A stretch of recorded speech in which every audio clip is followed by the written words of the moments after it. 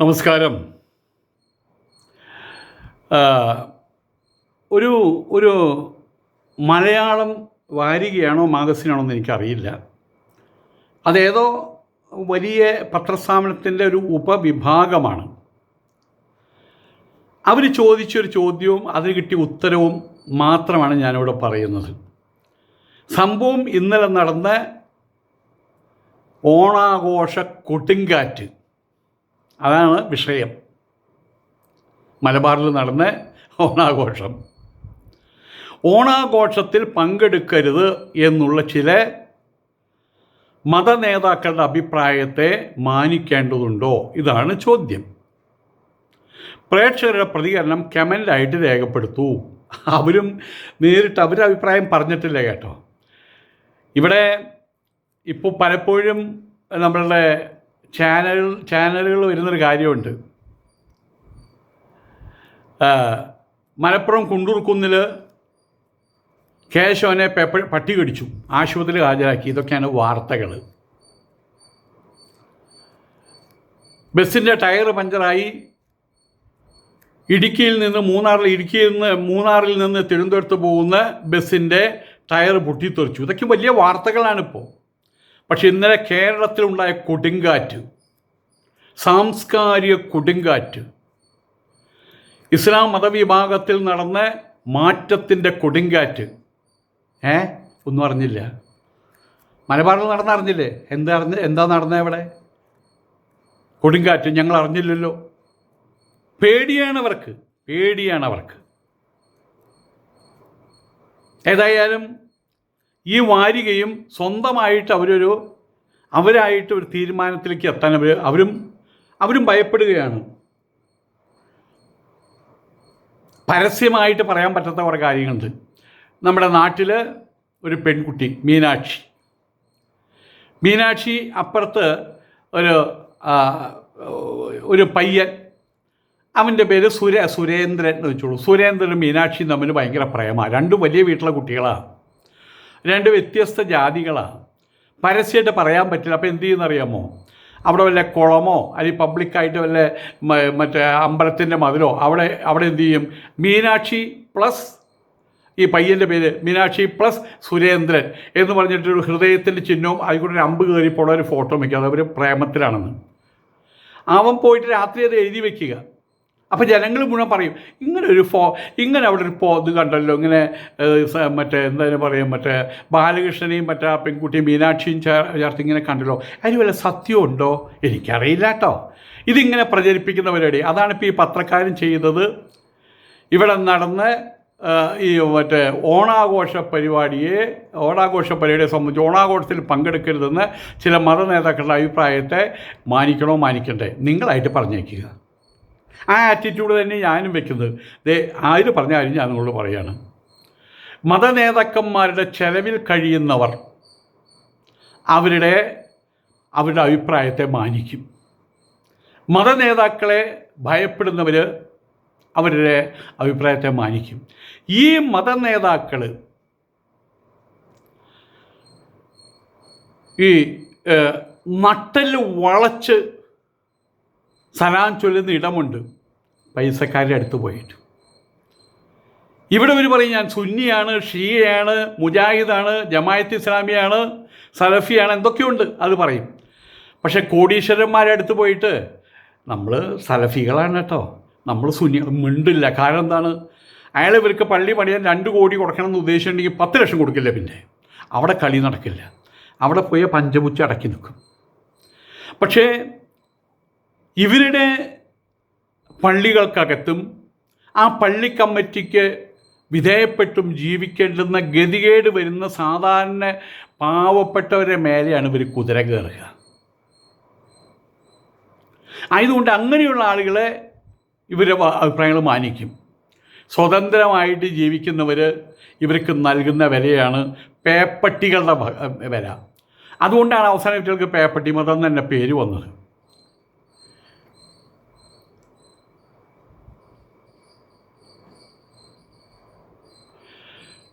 വില കുറഞ്ഞ ചില മതനേതാക്കന്മാർ 2000 വർഷങ്ങൾക്ക് 1200 വർഷങ്ങൾക്ക് മുമ്പുണ്ടായിരുന്ന ജാഹിലിയ കാലഘട്ടം എന്നൊരു കാലഘട്ടമുണ്ട്. അതിൽ പെൺകുട്ടികളെ കുഴിച്ചു മൂടുമത്രേ. ഞാനത് അങ്ങനെ വിശ്വസിക്കുന്നില്ല. വേണമെങ്കിൽ നമുക്കതിൽ കുറച്ചുകൂടി അതിൻ്റെ സാഹിത്യ അർത്ഥം എടുക്കാം. പെൺകുട്ടികളെ തമസ്കരിക്കുന്നു, പെൺകുട്ടികൾക്ക് സമൂഹത്തിൽ വിലയില്ലാത്തൊരവസ്ഥ വരുത്തി വയ്ക്കുന്നു. ചിലവരെ കൊണ്ട് കുഴിച്ചു മൂടാറുണ്ട്. ഉമർ പോലും അത് ചെയ്തിട്ടുണ്ടെന്ന് പറയുന്നത്. ഖലീഫ ഉമർ, പിന്നീട് ഉമർ ബിൻ ഖത്താബ്. ആ കാലഘട്ടമാണ് ജാഹിലിയ കാലഘട്ടം, ഇരുണ്ട കാലഘട്ടം മക്കയുടെ ആ ഭാഗത്ത്. ആ കാലഘട്ടം വീണ്ടും തിരിച്ചു വരണം, അതിനെ തിരിച്ചു കൊണ്ടുവരണം എന്ന് ആഗ്രഹിക്കുന്ന കുറേ പേപ്പട്ടികൾ, മത നേതാക്കന്മാരെന്ന് പറയാൻ പറ്റില്ല. അവരെ സംബന്ധിച്ചിടത്തോളം പെൺകുട്ടികളെന്ന് പറഞ്ഞു കഴിഞ്ഞാൽ നല്ല വിളവിറക്കാൻ പറ്റിയ, അതിനുവേണ്ടി പാകപ്പെടുത്തിയ നിലമാണ്.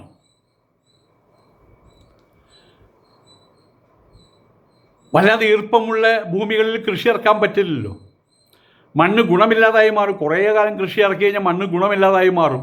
അപ്പോഴും കൃഷി ഇറക്കാൻ പറ്റില്ല. അതേ സമയത്ത് ഒരു 6 വയസ്സ് മുതൽ 10, 26, 36 വയസ്സ് വരെയുള്ള പെൺകുട്ടികളാണെങ്കിൽ നല്ല കൃഷിഭൂമിയാണ്. പരസ്യമായിട്ട് പറഞ്ഞിരിക്കുകയാണ് ഈ പേപ്പട്ടികൾ. അതിൻ്റെ നേതാക്കന്മാരാണ് ചില വില കുറഞ്ഞ സാധനങ്ങൾ. കുറേ കാലം അവർ ഈ പെൺകുട്ടികളെ പീഡിപ്പിച്ചും പേടിപ്പിച്ചും ഭയപ്പെടുത്തിയും കാണാം അവർ കൊണ്ടുവന്ന സാധനമാണ് നരകത്തിലെ വിറകുകൊള്ളികൾ. അതും പറഞ്ഞ് കുട്ടികളെ പേടിപ്പിക്കാൻ തുടങ്ങി. പക്ഷെ കുട്ടികളെങ്ങനെയായിരുന്നു? അവർ സ്വയം ചാക്ക് മൂടും, എന്നിട്ട് വീടിനകത്ത് അത് വേറൊരു മൂടൽ. വീടിനകത്ത് പോലും ചാക്ക് മൂടിയിരിക്കണം. ഇത് ഹിന്ദുക്കളുടെ ഇടയിലുണ്ടായിരുന്നു. പുറലോകം കാണാതെ ജീവിക്കണം. വിധവകൾക്ക് വിവാഹം കഴിക്കാൻ പാടില്ല. വിധവകൾ വില കുറഞ്ഞ സതി അനുഷ്ഠിക്കണം. തല മൊട്ടയടിക്കണം. തലയിൽ കൂടെ മുണ്ടിടണം. വീടിൻ്റെ മുമ്പിലേക്ക് വരാൻ പാടില്ല. തീണ്ടാരി ആയി കഴിഞ്ഞാൽ 8 ദിവസം പട്ടിയെപ്പോലെ വീടിൻ്റെ പുറത്ത് ചെറ്റപ്പുരയിൽ കിടക്കണം. അവർക്ക് മാത്രം കൊടുത്തുള്ള പാള, ആ പാളയ്ക്കകത്ത് ഈ പട്ടികൾക്ക് കൊടുക്കുന്ന പോലെ ആഹാരം വലിച്ചെറിഞ്ഞ് കൊടുക്കുകയാണ് ചെയ്യുക. ഇന്നൊക്കെയാണെങ്കിൽ അവർ വാളെടുത്ത് വെട്ടും അവർ ഹിന്ദു പെൺകുട്ടികൾ. ആ ഹിന്ദു മതത്തിൻ്റെ വൈകൃതത്തിൻ്റെ പുറകിലാണ് ഇപ്പോൾ ഇവന്മാർ സഞ്ചരിച്ചുകൊണ്ടിരിക്കുന്നത്. അവർ 10, 60, 80 വർഷങ്ങൾക്ക് മുമ്പ് അവിടെ എങ്ങനെയായിരുന്നോ അതാണ് ഇപ്പോൾ ഈ പേപ്പട്ടി മതത്തിൽ സംഭവിക്കുന്നത്. ഇന്ന് അവർക്ക് ആ മതവിശ്വാസികളായിട്ടുള്ള കുട്ടികൾ, യഥാർത്ഥത്തിൽ ഈമാനുള്ള കുട്ടികൾ, മിടുക്കി പെൺകുട്ടികൾ പ്രതീക്ഷിച്ചിട്ടില്ല അവരിൽ നിന്ന്. ആണുങ്ങൾ മുഴുവൻ പഞ്ചപുച്ചടക്കി നിൽക്കുന്ന മക്കുണന്മാർ, മണകുണാഞ്ചന്മാരാണ് ഈ കൂട്ടത്തിൽ. കാരണം അവർ പൂർണ്ണ മനുഷ്യരല്ലോ, മുക്കാൽ മനുഷ്യരാണല്ലോ. ഏതായാലും ഈ പെൺകുട്ടികൾക്ക് ഈ യഥാർത്ഥ മതവിശ്വാസികൾക്ക് ഇവറ്റകളുടെയും പുച്ഛമാണ്. അതവരറിയുന്നില്ല. അതിൻ്റെ പേരിലാണ് ആലപ്പുഴയിലൊരു കൊണാപ്പലുണ്ട്, തനി തെണ്ടിയാണവൻ. അവൻ സംസ്കൃത ശ്ലോകങ്ങൾ ഉദ്ധരിക്കും. അവൻ ഈ ജന്മത്ത് സംസ്കൃത ശ്ലോകം ഉച്ചരിക്കാൻ പറ്റില്ല. കാരണം എന്താണ്? അതെവിടെ നിന്ന് ശബ്ദം വരുന്നത് പറഞ്ഞിട്ടുണ്ട്. അക്കുഖ വിസർജനീയാനം കണ്ടഹ ഇച്ചുയശാനാം താലു. ഇതൊന്നും അവന് ഒരിക്കലും ഈ ജന്മത്തെ ഫോളോ ചെയ്യാൻ പറ്റില്ല. അവൻ്റെ പേരാണ് ആശാരി സുന്ദരി ഉസ്താദ്. അവനക്ക് ഒരുപാട് തെമ്മാടിത്തരങ്ങൾ, ഹിന്ദുവിനെ അവഹേളിക്കുക. ഏതായാലും അവനയ്ക്കും കുറേ പോസ്റ്റൊക്കെ ഇട്ട് രസിക്കുന്നുണ്ടായിരുന്നു. ചിരിച്ചുകൊണ്ടാണ് സംസാരിക്കുക. ഏതായാലും ഞാൻ വിശ്വസിക്കുന്ന, അവനെപ്പോലുള്ള ആളുകൾ വിശ്വസിക്കുന്ന മതമാണ് ശ്രേഷ്ഠം. മറ്റുള്ള മതങ്ങളൊന്നും ശരിയല്ല. ലോകത്തിൽ ഏകദൈവ വിശ്വാസം. ഞാൻ അബുദാബിയിൽ പോയ സമയത്ത് അവിടെ പ്രശസ്തനായിട്ടൊരാൾ, രാജാവ് തന്നെയാണ്, ചോദിച്ചു. സ്വാമിജി അറിയാൻ വേണ്ടി ചോദിക്കുന്നതാണ്, വാട്ട് ഈസ് എ ഡിഫറൻറ്റ് അല്ലെങ്കിൽ what is A similarity between these 2 aspects, ഈ 2 റിലീജിയനും തമ്മിൽ. ഞാൻ പറഞ്ഞു, you got one God, his name is Allah. Allah is Akbar. Allah is great.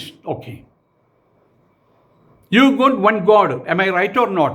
Then yes, you are right. And what about this Sanatana Dharma? We don't have any single God system. We don't have any several God system. Whereas we have only God system. You are having one God, we are having only God. ഈശാവാസ്യമിതം സർവം. എന്നിട്ട് കുറേ ഈ അക്ഷരാഭ്യാസമില്ലാത്ത കുറേ തെണ്ടിപ്പിള്ളേരുണ്ട്. ഈ മതത്തിൻ്റെ അടിമ വംശം എന്ന് പറയും. അവരായോടി കൈമുതൽ എന്താ? തന്തയ്ക്ക് വിളി, തള്ളയ്ക്ക് വിളി. അത് വെച്ച് ഹിന്ദുക്കളെ തോൽപ്പിക്കാമെന്ന് കരുതിയിട്ടാണ് പുറത്തിറങ്ങിയത്.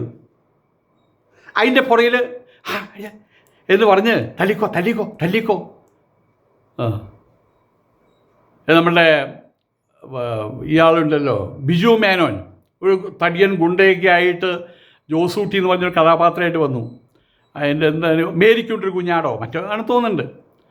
അപ്പോൾ ഇയാൾ ഗുണ്ടകളെ തല്ലുമ്പോൾ അദ്ദേഹത്തിൻ്റെ പേരെന്താണ്, നസീർ, ദിലീപ് തല്ലിക്കോ എന്നൊരു പഴമൊക്കെ വാങ്ങിച്ചു കൊടുക്കും. ഇതുപോലെയാണ് ഇവിടെയുള്ള ഈ ലീഗ് നേതാക്കന്മാരും അതുപോലെ തന്നെ സമസ്ത നേതാക്കന്മാരും ജമാഅത്ത് ഇസ്ലാമി അടിച്ചോ തല്ലിക്കോ അവർ മിണ്ടാൻ തയ്യാറില്ല. ഇത് ചെയ്യുന്നത് ശരിയല്ല, ഈ പോക്ക് ശരിയല്ലെന്ന് പറയാൻ അവർ തയ്യാറായിരുന്നില്ല. ഞങ്ങളുടെ മതം മാത്രമാണ്, ഞങ്ങൾ മാത്രമാണ് ഏകദൈവ വിശ്വാസം. അജ്മീറിലെ ഏകദൈവ വിശ്വാസമാണോ? ഇവിടെ അങ്ങോട്ട് കടന്നു കഴിഞ്ഞ് നമ്മളുടെ അഹമ്മദാബാദിലേക്കും പോയി കഴിഞ്ഞാൽ, വേറെ പല സ്ഥലത്തും, ഞാൻ അഹമ്മദാബാദിൽ എനിക്ക് ഉണ്ടായതുകൊണ്ട് പറയാണ്, അവിടെ റോഡിൻ്റെ നടുവിലാണ് ശവം കൊണ്ട് വെച്ചിട്ടുള്ളത്. എന്നിട്ടൊരു പച്ചത്തുണി കൊണ്ട് മൂടും, എന്നിട്ട് അതിൻ്റെ മുമ്പിൽ വിളക്കും കൊത്തി വെച്ച് ആരാധനയാണ്. എന്നിട്ടാണ് ഏകദൈവ മതം എന്ന് പറയുന്നത്. ഏകദൈവ മതം ലോകത്തിൽ കൃത്യമായിട്ട് ഡിഫൈൻ ചെയ്ത് വെച്ചിട്ടുള്ളത് ഹിന്ദുമതം മാത്രമാണ്.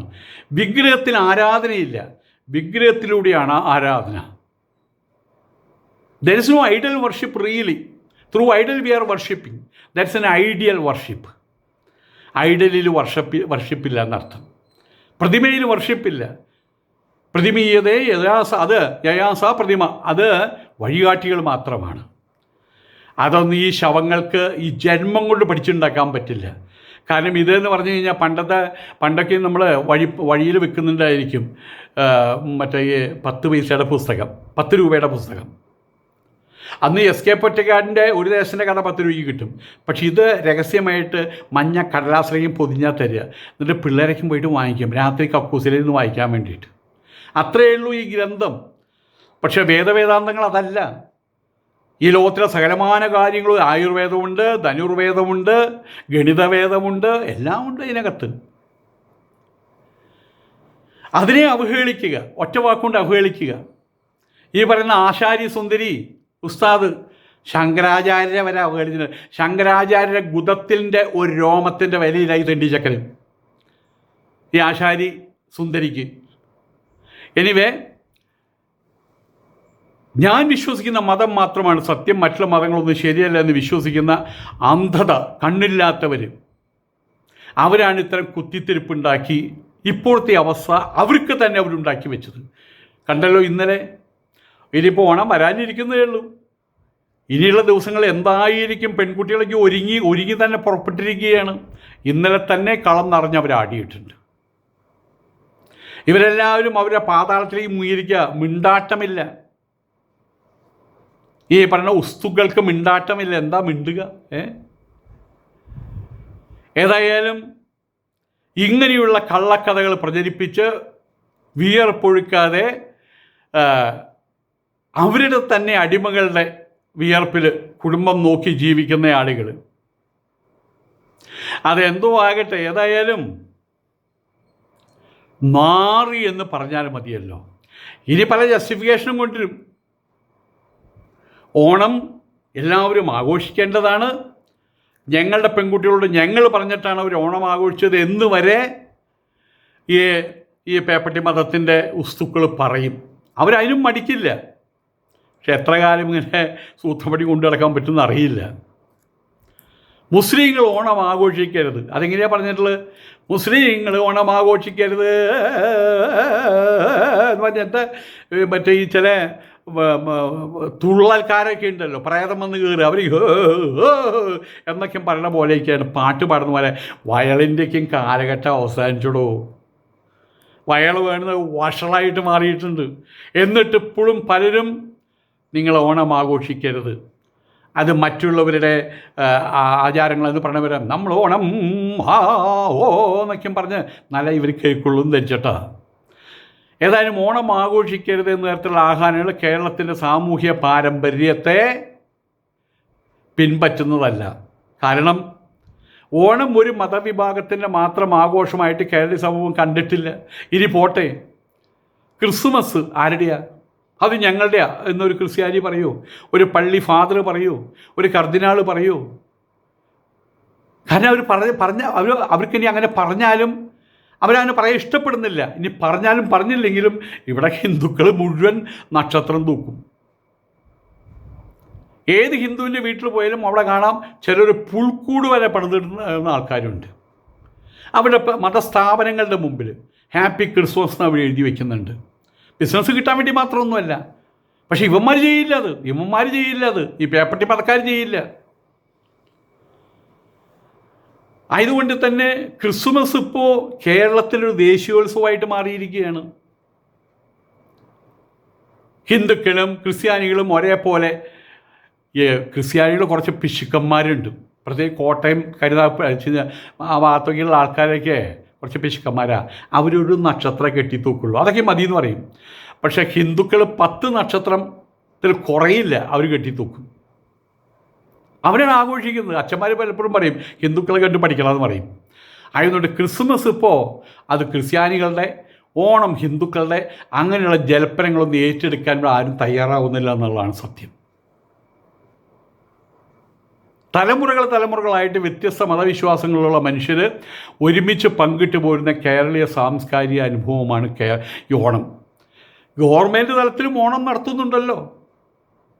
ഒരു പൂക്കളം ഇട്ടു, അല്ലെങ്കിൽ ഓണസദ്യയിൽ പങ്കുകൊണ്ടു, അതിൻ്റെ പേരിൽ ഒരാളുടെ മതവിശ്വാസം ഇല്ലാതായിട്ട് മാറുന്നില്ല. സാംസ്കാരിക പങ്കാളിത്തം വേറെ, മതപരമായിട്ടുള്ള ആരാധനയും വിശ്വാസം വേറെ. അത് പഠിക്കാത്ത ഊശാമ്പികളാണ് ഈ പേപ്പട്ടി മതത്തിൻ്റെ നേതാക്കന്മാർ. അവരാണ് ഇങ്ങനെ ജൽപ്പനങ്ങൾ മുഴക്കിക്കൊണ്ടിരിക്കുന്നത്. ഒരു സുഹൃത്തിൻ്റെ വീട്ടിൽ പോയിട്ട് ക്രിസ്മസ് കേക്ക് കഴിക്കുന്നതോ വിഷുവിന് ആശംസകൾ നേരുന്നതോ ഒരാളുടെ മതപരമായിട്ടുള്ള വ്യക്തിത്വം അത് മാറ്റുന്നില്ല. അങ്ങനെ മാറ്റിയ പിന്നെ ആ മതത്തിൻ്റെ അർത്ഥം എന്തിരിക്കുന്നു? ഇവിടെ വലിയൊരു നടനുണ്ട്, അയാൾ ചിലപ്പോൾ തുമ്മുന്ന സമയത്ത് തലയിൽ പൊത്തിപ്പിടിച്ചാൽ തുമ്മുക. എന്തിനാ തലയിൽ പൊത്തിപ്പിടിച്ച് തുമ്മുന്നത്? അല്ലെങ്കിൽ ഒരു തൊപ്പി തെറിച്ചു പോകും. എല്ലാം വിഗ് വെച്ചുള്ള പരിപാടികളാണല്ലോ. ഇതുപോലെ തുമ്മിയാൽ തെറിക്കുന്ന മൂക്ക്, നമ്മുടെ മൈക്കൽ ജാക്സൻ്റെ മൂക്ക് സത്യമല്ല കേട്ടോ, അവിടെ ഒരു ദ്വാരം മാത്രമേ ഉള്ളൂ, മൂക്ക് വെച്ച് പിടിപ്പിച്ചിരിക്കുകയാണ്. അപ്പം അദ്ദേഹം ഡാൻസ് ആടുന്ന സമയത്തൊക്കെ അതുപോലെ തുമ്മിക്കഴിഞ്ഞാൽ ഈ മൂക്ക് തെറിച്ചു പോകും. അതാണോ ഇസ്ലാം മതം? ഏതെങ്കിലും ഒരു ഹിന്ദുവിനെ കാണുന്ന സമയത്ത് നമസ്കാരം നമശിവായ എന്ന് പറഞ്ഞാൽ ഹിന്ദുക്കൾക്ക് മടിയില്ലല്ലോ. അസ്സലാമു അലൈക്കും എന്ന് പറയാൻ ഹിന്ദുക്കൾക്ക് മടിയില്ലല്ലോ, അവർ പറയുന്നുണ്ടല്ലോ. കാരണം അവർക്ക് അവരുടെ മതത്തെക്കുറിച്ച് നല്ല ബോധമുണ്ട്. അവരുടെ മതം ഇത് ഇന്നലെ ഉണ്ടായ മതം നാളെ തകരാൻ പോകുന്ന മതം എന്നൊരു ധാരണ വെച്ച് പുലർത്തുന്നവരാണ് ഈ പേപ്പട്ടി മതത്തിൻ്റെ ആൾക്കാർ.